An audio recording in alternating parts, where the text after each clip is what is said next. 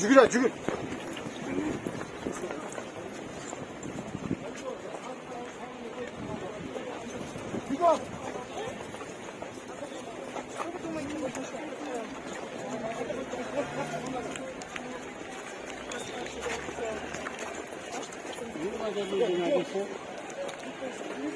Людям недостаточно объяснили?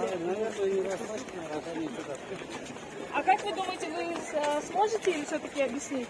Потому что они... Спасибо.